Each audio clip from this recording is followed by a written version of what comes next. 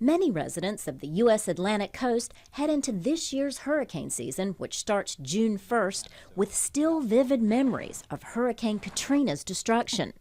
The 2008 storm flooded 80% of New Orleans, leaving hundreds of thousands of people homeless. And this August marks the 20th anniversary of Hurricane Andrew. The Category 5 hurricane devastated South Florida, causing more than $26 billion in damage.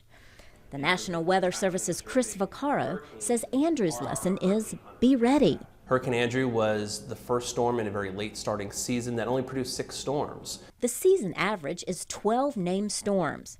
NOAA forecasters laid out their predictions Thursday for the 2012 Atlantic hurricane season for the region covering the eastern and Gulf coasts of the U.S. as well as Caribbean nations.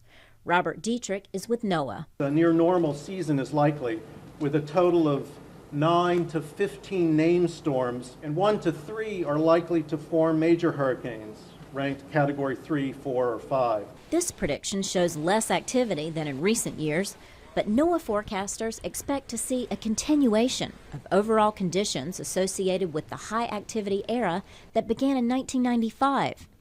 Judy Curry chairs the School of Earth and Atmospheric Sciences at Georgia Tech University. She told us in a Skype interview that this increased activity in the Atlantic could last another decade. We've been lucky in the last few years because a lot of the biggest storms have just made a turn into the North Atlantic and just fizzled out, in the open ocean without striking land.